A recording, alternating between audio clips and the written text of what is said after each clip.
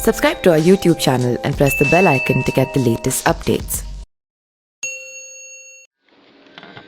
महाभारत की कहानी कौरवों और पांडवों के बीच युद्ध पर आधारित है। कौरवों को अपने चचेरे भाइयों के प्रति ईर्ष्या रखना, धन संपत्ति का लालच, मानसिक भटकाव, प्रतिशोध की भावना और अपनी ताकत पर घमंड इस भयंकर युद्ध के कारण बने। महाभारत की कहानी में ऐसा बहुत कुछ हुआ जिसकी कल्पना कर पाना भी मुमकिन नहीं था। इस श्रेणी में द्रौपदी को 5 भाइयों की पत्नी बनना मुख्य तौर पर देखा जा सकता है। ये तो आज भी किसी महिला का एक से ज़्यादा पुरुषों के साथ संबंध होना सामाजिक तौर पर तुच्छ कर्म ही माना जाता है, लेकिन पहले तो हालात और भी बुरे थे। पुरुषों को तो एक से अधिक महिलाओं के साथ संबंध रखने या विवाह करने की इजाज़त थी, परंतु किसी स्त्री का इस विषय में ऐसा सोचना गुनाह था।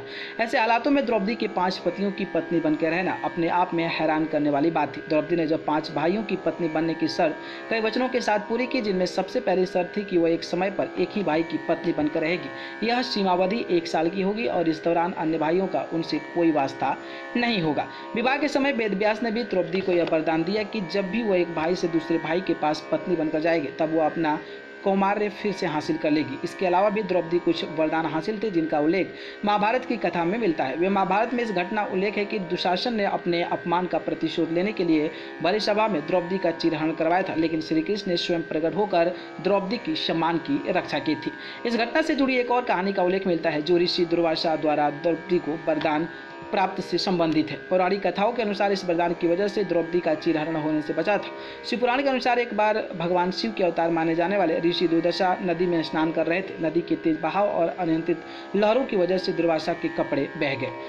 ऋषि दुर्वासा को परेशान देख उस नदी के तट पर बैठी द्रौपदी ने अपने वस्त्र को फाड़कर कुछ टुकड़े दुर्वासा ऋषि को दिया। द्रौपदी के इस व्यवहार से दुर्वासा ऋषि अत्यंत प्रसन्न हुए और उन्हें यह वरदान दिया कि जब भी संकट के समय उन्हें वस्त्रों की आवश्यकता होगी तब उनके वस्त्र अनंत यानी कि जिसका कोई अंत ना हो वो हो जाएंगे।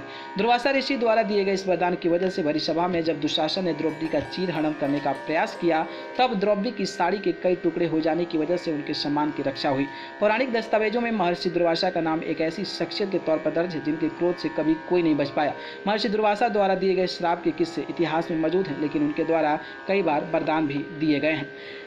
ऋषि दुर्वासा के जन्म से जुड़ी बहुत रोचक तथा पौराणिक इतिहास में मौजूद है। कहा जाता है कि एक बार ऋषि अत्रि और उनकी पत्नी अनुसुईया के तप से प्रसन्न होकर ब्रह्मा विष्णु महेश ने उन्हें दर्शन देकर वरदान मांगने को कहा। अत्रि और उनकी पत्नी ने वरदान के रूप में कहा कि वे तीनों उनके पुत्र के रूप में जन्म ले। त्रिदेव ने उनकी बात मान ली और चंद्रमा के रूप में ब्रह्मा, दत्तात्रेय के रूप में विष्णु और दुर्वासा के रूप में शिव ने अवतार लिया।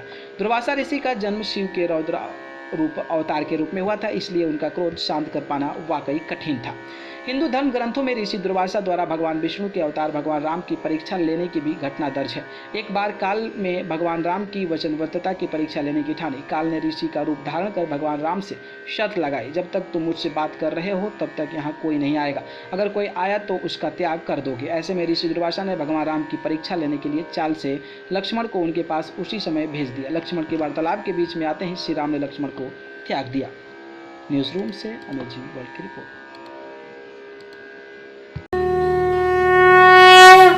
Subscribe to our YouTube channel and press the bell icon to get the latest updates.